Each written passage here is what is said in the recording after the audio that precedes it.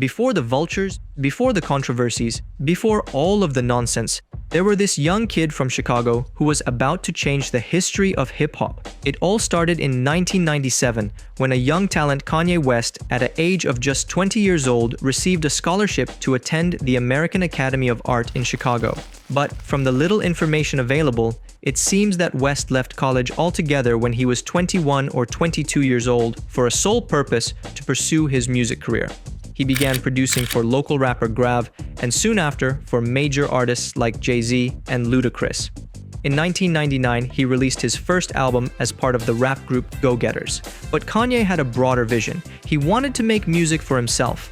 While producing for others, Kanye was also working on his own solo album, a project that would go on to change the course of his life. A first part of the trilogy, the College Dropout. Everybody wants to know what I would do if I didn't win. I guess we'll never know.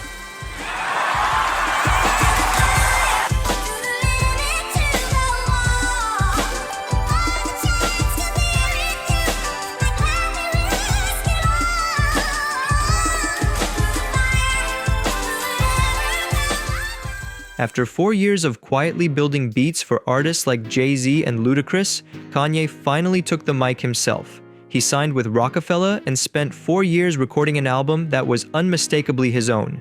In order to appreciate these albums fully, we must do some remembering and some imagining. On a personal note, I was not the child of a professor and hence have even less experience with higher education than did Kanye, but for a long time I felt like I don't belong, as if I am not good enough to be on a college campus studying anything. For that, I respect Kanye. He made the bold decision to drop out of Chicago State University, where his mother, Dr. Donda West, was an English professor. He knew his passion, believed in his dreams, and had the courage to chase them. His mom later admitted she had drummed into my head that college is the ticket to a good life. But she came to see Kanye's album title as more about having the guts to embrace who you are than about disdain for education. Kanye West's debut album, The College Dropout, dropped on February 10, 2004. It was released when Kanye was just 26 years old, and I consider the trilogy to be the reflections of a young man about the experiences of an even younger man. College Dropout talks about every problem, every desire, every emotion that a young person could have. The songs on the College Dropout are so evocative because many of the lyrics were the realities Kanye was actually living at the time, such as having overdue bills, being rejected as a producer-rapper, or later being involved in a near-fatal car accident. Among the album's 21 tracks, 12 of them incorporate a whopping 14 soul samples. Kanye single-handedly produced nearly every beat, shifting rap toward a more organic, soulful sound. In the trilogy, West additionally offers a critique of the narrow and unrealistic ways in which economic success is often conceptualized as inextricably linked to college. If we take some of the trilogy lyrics at face value, we find that West received these kinds of messages from his mother. For example, on graduation day from College Dropout, Kanye raps about breaking the rules, but being afraid that someone would tell and subsequently anger his mother. What may be more surprising is Get 'Em High from College Dropout, where Kanye raps about his teacher calling him a loser because of his desire to leave college. To be honest, at that time, I can understand that people thought that job equals financial stability, but nowadays, we can see that even with a college degree, people still struggle to find a stable job. But the ultimate genius of Kanye West is that his unapologetic egotism reinforces positive self-talk in his listeners. And here is a good example of it. Now I can let these dream killers kill my self-esteem. I use my arrogance as a steam to power my dreams. At the same time, the College Dropout goes beyond headphones. It's a mindset and a way to live by. In other words, you should never ever compromise on your aspiration and what makes you you. From album itself, we can assume that Kanye is a hypocrite. On the same song, Kanye can be talking about the negative effects of materialism, and then a few bars later, he admits how much he wants an expensive car so he can show off. Similarly, where a song like All Falls Down is very empathetic to the pressures placed on women, Breathe In, Breathe Out features Kanye expressing his lustful thoughts. Because Kanye is so genuinely honest about every side of himself, negative and positive. There's something in this album that anyone from walk of life can identify with. We all have contradictions in our character, and we are all not just one thing. These are serious subjects that I'm talking about. This is not just music. That's the reason why the album had so many skits. This is serious situations. People are graduating and not getting jobs in their major. The job market is too crowded. It's like they sell you this dream where you're gonna go to school, and if you graduate and you turn in all your work on time, then you're gonna have 2.5 kids and this nice suburban home and be able to afford this Benz, and people are ended up waitressing and doing jobs that they hate. Kanye takes pride in just being a regular, flawed human being. Through the Wire is all about taking the worst situation and turning it into an opportunity. I feel like everything that anybody ever said in life would be a disadvantage to me, I'm gonna make it my advantage. Everybody says you can't rap because you a producer. Okay. Oh, I ain't hear that beat. Oh yeah, I know, I produced it. I just rapped on it before you got a chance to hear it, you know what I'm saying? Like, I'm gonna use everything that everybody says that I can't do, and I'm gonna flip it to the positive. Like, I look at everything as a glass half full. Kanye's face smashed into the steering wheel of his car at 50 miles per hour, and 2 weeks later, he rapped the song with his mouth still wide shut. The music became his medicine in the aftermath of the crash. On graduation day, Wes raps about being confused about his future. Education should help students deal with this kind of confusion no matter where they end up. Not every aspiring rapper will achieve mainstream success, but they can still find fulfilling careers within the music industry, such as music director, journalist, or artist manager. Even if university staff or professors don't know all the details about these careers or whether they need a college degree, it's important that they should be ready to support students. If a student enters a professor's office feeling frustrated and unsure about pursuing music outside of college, the professor or other university staff should be ready to help the student explore their options and do the necessary research so that a student would be able to make one of the most important decisions about the future.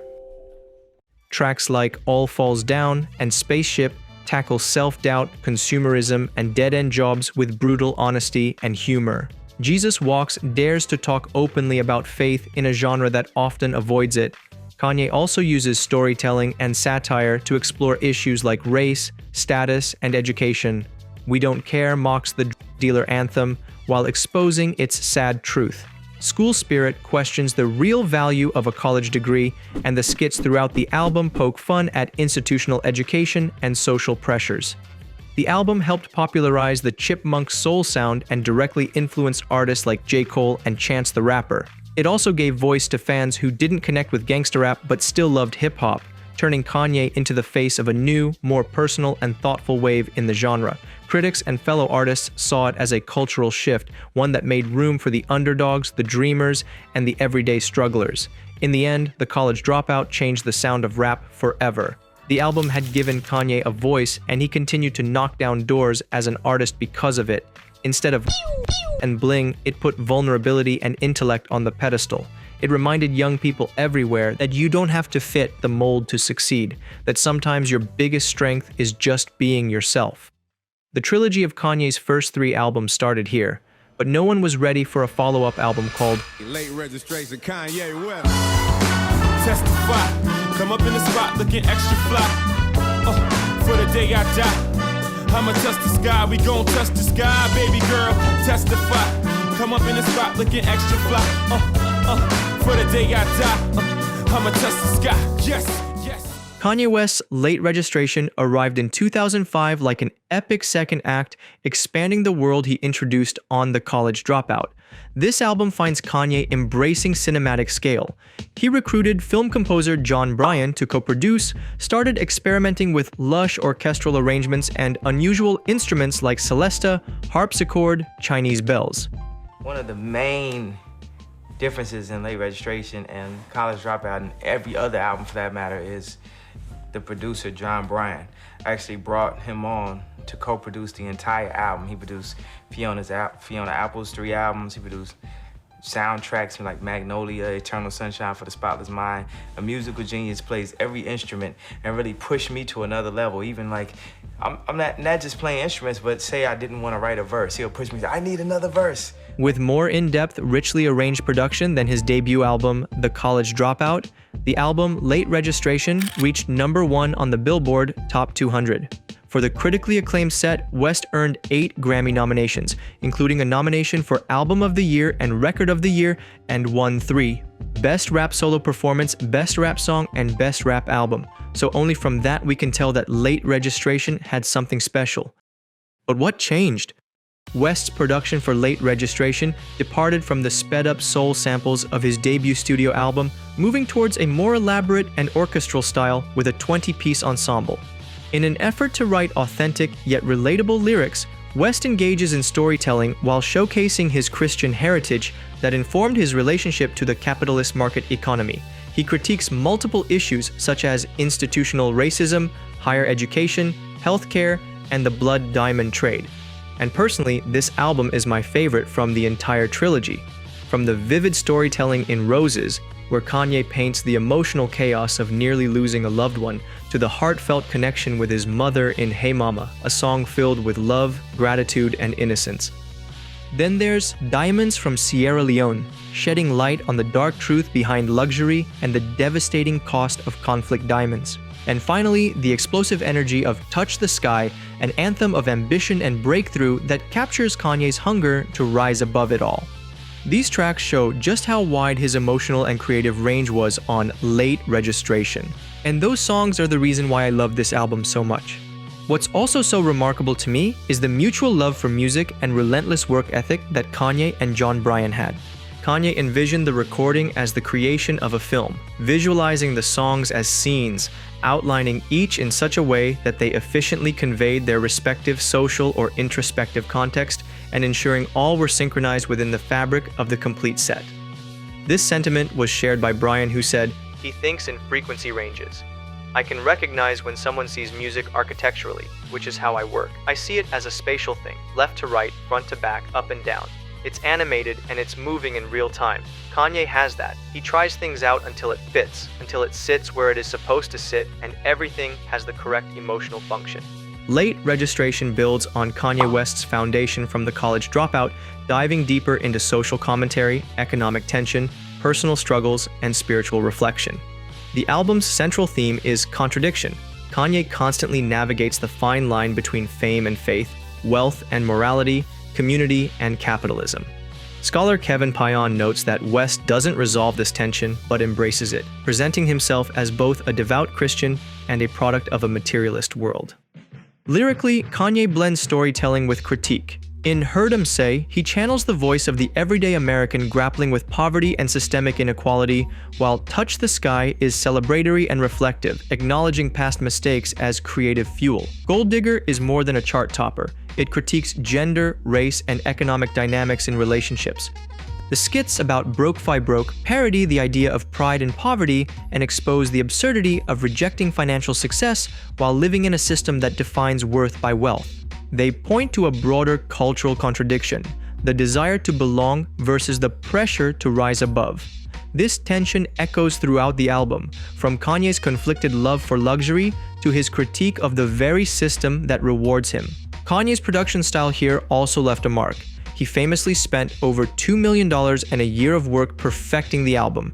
Engineers recall massive sessions. For Bring Me Down, they needed 160 to 180 separate tracks and extra Pro Tools rigs just to fit the music.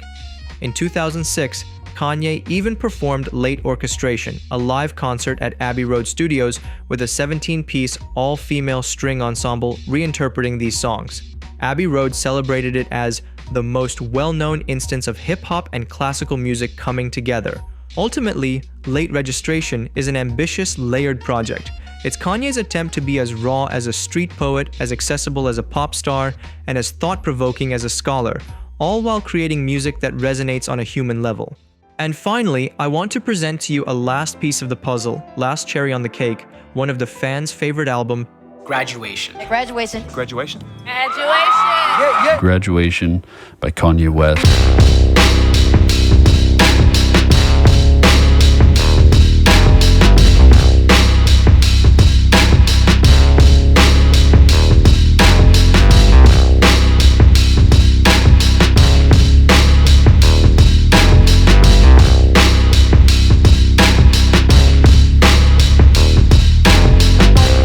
Sadly, nowadays, this is the name of an album you hear when Kanye goes off the rails. But this video is not about Ye, it is about Kanye. Graduation is the final puzzle piece of the trilogy. It was released on September 11, 2007 through Def Jam Recordings and Rockefeller Records. It is important to mention that this album was primarily produced by Kanye himself. On Graduation, he was all about forward-thinking visuals. He even brought one of the most famous Japanese contemporary artists, Takashi Murakami, for the iconic Graduation cover art. The build-up to this album was just incredible. Kanye had already released 2 critically acclaimed albums, The College Dropout and Late Registration, cementing his place as one of hip-hop's most innovative voices. But what really turned up the hype was the genius marketing move, a head-to-head release day battle between Kanye's Graduation and 50 Cent's Curtis. 50 Cent has been quoted as saying that if your album should outsell his, he will never make another album ever again. Have you heard him? I really like 50. I don't want him to retire once my album sells the most. I just want him to... It wasn't just a sales competition, it was a cultural moment. Think of it like today's Drake versus Kendrick Lamar beef, but with the playful, creative energy of a Tyler the Creator versus A$AP Rocky rivalry. Kanye West's Graduation marked a major shift in both sound and vision. As the third installment in his originally planned education-themed album series, it was meant to complete the narrative arc started by The College Dropout and Late Registration. However, personal events and creative evolution led him to abandon the series afterward.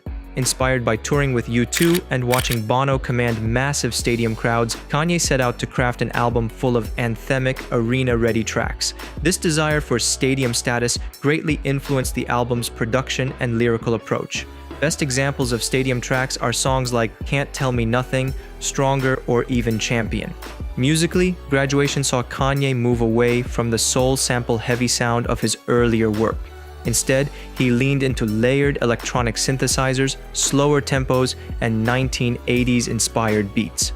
A major influence was house music, a genre born in his hometown of Chicago. Though he rarely listened to house at home, Kanye felt its rhythm and culture were a vital part of his background.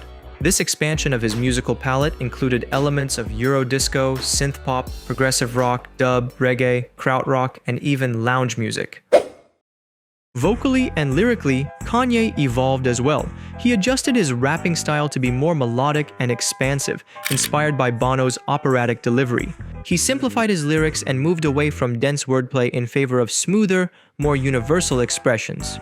This change was partly influenced by his time touring with the Rolling Stones, realizing that simpler lines resonated better with large, diverse crowds. Structurally, Graduation was leaner and more focused than its predecessors. Kanye intentionally cut down the number of tracks, skipping filler and skits to create a more cohesive album experience. He also limited features. There's only one guest rap verse on the whole record.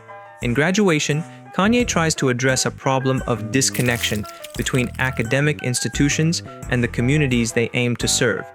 Interestingly, West offers a solution to this problem, suggesting collaboration between those within and those outside of the academy.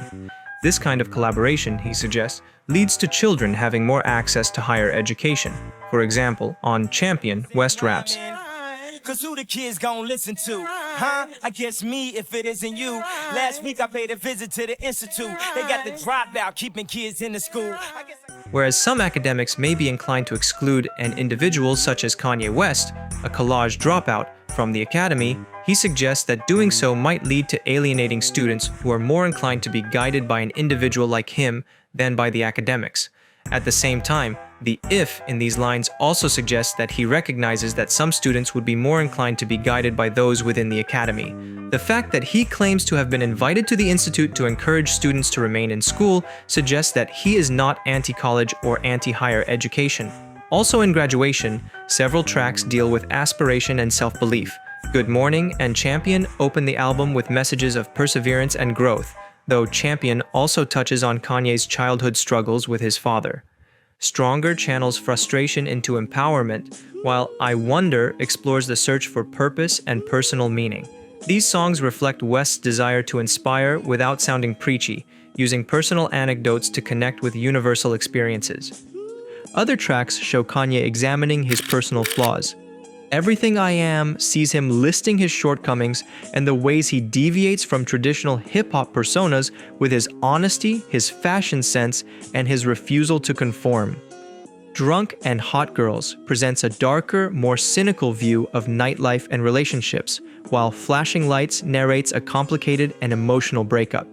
In Barry Bonds, Kanye flexes his ego in a more playful way, competing lyrically with Lil Wayne, while The Glory returns to motivational territory, celebrating his rise to fame.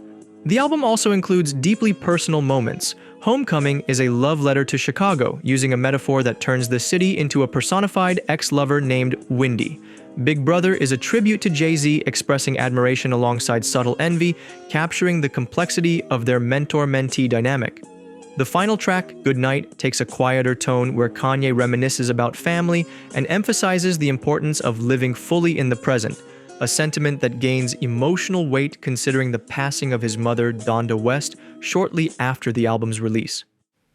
In many ways, Graduation captures a transitional moment in Kanye West's career. It reflects a maturing artist trying to balance ambition with vulnerability, public perception with personal truth. The themes of introspection, identity, and emotional honesty laid the groundwork for the even more somber and experimental direction of his next project, 808 and Heartbreak. Well, they asked me, did I have a message to share with the world? That's my massage. Okay. Oh, message. I'm sorry, message. They said message, sorry. At the end of the day, the College Trilogy had a huge influence on hip-hop's future. It proved that rap could be hugely popular and creative without gangsta themes. I find it incredible how many people come together to create these 3 albums. Take Late Registration, for example. Just look at the full list of personnel and sample credits. It's amazing how so many individuals contribute to one person's vision. And I strongly believe that in this trilogy, there is a song or even a one line to everyone that speaks to exactly what you are going through, which honestly can make all the difference.